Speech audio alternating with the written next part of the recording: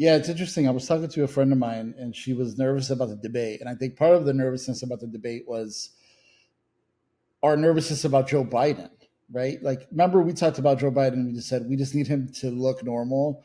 We just don't need him to mess up. And obviously, he had a rough night. Granted, he turned it around towards the second half, but I think the nervousness for this debate was carried over from that debate. And I told her, I said, Kamala and Joe. Now, Joe is accomplished and a hell of a politician in his own right, but Kamala is a career prosecutor.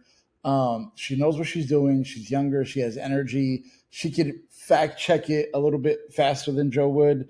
And I think we were. I wasn't nervous at all. I just didn't want. I think her strategy coming into the night, and I talked to I wouldn't call him a swing voter, but someone who's wants Kamala to earn his vote, I suppose, in Pennsylvania. And I asked him, I said, I talked to him, and my general philosophy is I think she wanted to appear quote unquote safe for white people.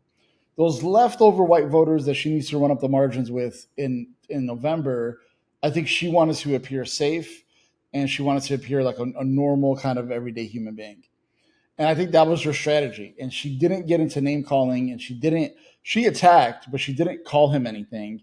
She didn't say he was a convicted felon, maybe not in those words.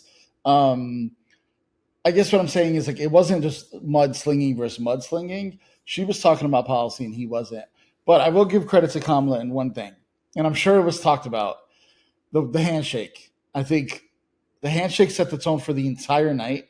It's undeniable to me that he didn't want to shake her hand. She went when I saw her go to the middle. I was like, "Wait, is she going for this?" And then she followed him behind his own podium. I think completely threw him off. And then it was pretty obvious to me that there was a note in her debate prep to bring up crowd sizes within the first 10 minutes. Because when she brought up crowd sizes, the question had nothing to do with that, right? And she purposely kind of weaved it in because I think the strategy was let's throw him off his game and then I could take over the rest of the debate. And that's exactly what happened. So those two things, there's a third thing, but those two things set the tone for the entire debate to me. Threw off Donald completely. He was bringing up crowd sizes for the rest of the debate, despite him having answered it already.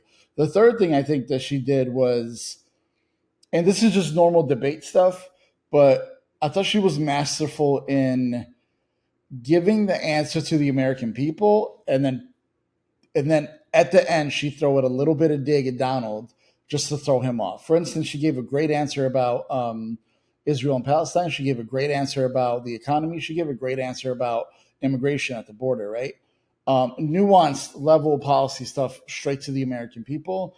And at the end, she throw a dig at Donald and completely threw him off his game the entire time. So kudos to her. I expected her to win, but as I told you last week, like there's no winners here. Like his side is going to say he won, our side is going to say she won. But in this case, it's pretty clear. Republicans said Donald lost as well. Halfway through the debate, when they're talking about the moderators and it's 3 versus 1 and it was rigged, I knew exactly what happened that night. And the last thing I want to say is we used to say that debates didn't matter, and it was pretty clear for Joe Biden that it mattered that one time.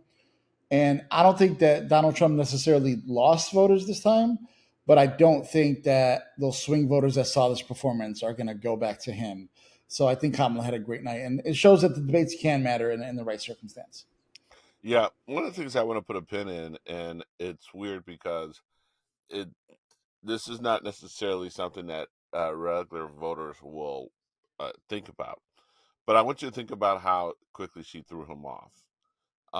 And I want you to think about governing. I want you to think about foreign policy.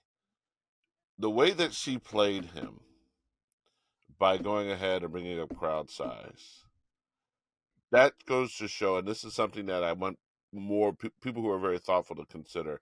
People who are thoughtful, who still think they might vote for Trump, are not sure they could vote for Harris, but understand that voting for Harris would, not voting for Harris, even if you don't vote for Trump, only helps Trump. Is if Putin and Kim Jong Un and Xi and China and other world leaders saw how playable he was in that debate, what do you think they're doing from a standpoint of licking their chops and wanting to deal with this guy as the leader of the United States? We can't afford to have someone like Donald Trump as our president. We talk about democracy. We're talking about his policy and all this other stuff. But when you think about how easily um,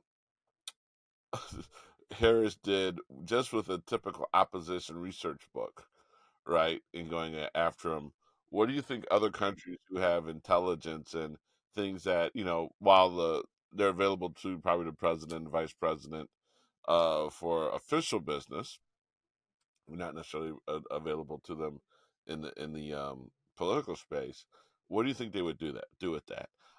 Yeah, she controlled it. One of the things that we always talk about in communication, overall communication strategy, especially political communication, crisis communication, is you want to define yourself, and you also want to define your opponent, and you want to control the narrative, meaning that you want your opponent responding to you, not vice versa. So, for instance, one of the great books I've read that I cannot recommend enough is George Lakoff's "Don't Think of an Elephant." And Lakoff has always talked about how you never want to use your opponent's language, your political opponent's language, in talking about certain things. Well, by walking over and shaking Trump's hand, that was the equivalent. She said, "This is my house." She said, "I am going to set the terms. You're going to be responding to me all night. I'm not responding to you. And when I do respond to you, it's going to be to mock you for how ridiculous you are." That's the extent. I'm not going to respond to you from a moment of weakness to where you're driving this discussion.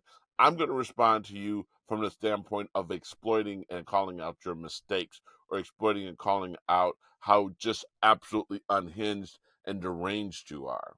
And when she went ahead and she shook his hand, you know, I'm not sure, if you've ever watched the Seinfeld, when George wanted to break up, was upset because a girl, he felt that he needed to break up with her, and once he threatened to break up with her, he called it the upper hand.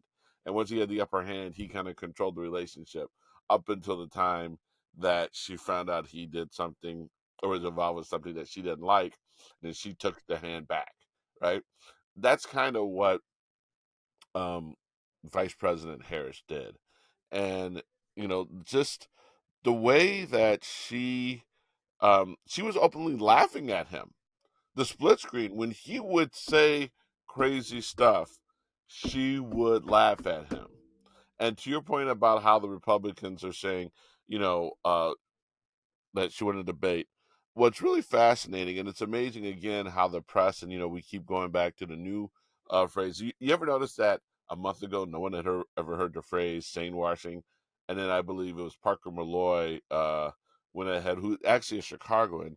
Parker Malloy came out and actually wrote a whole piece. I think it was on Media Matters. At least that's who Parker used to write for, about sane washing, and now sane washing has become the code word that everyone's using. But you would have to sane wash this entire debate to believe that it was even a contest. You would and what's funny is Trump is sitting here saying he won. He That's what he wants to claim, but then he turns around and talks about how it was rigged. He had the questions. It can't be both ways, son. If if you won, then you don't need to go ahead and talk about whatever advantages you believe she got, because she wouldn't have had she had no advantages.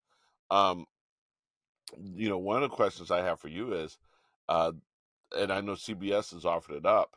The vice president is calling for a debate, and Trump's using the whole, well, the loser in the fight usually asks for a debate, another fight. And the reason why I think she's asking for another debate, she doesn't think that he would be stupid enough to take it, so she has the opportunity to call him out for being cowardly, and two, the only thing worse than him not taking it is him taking it.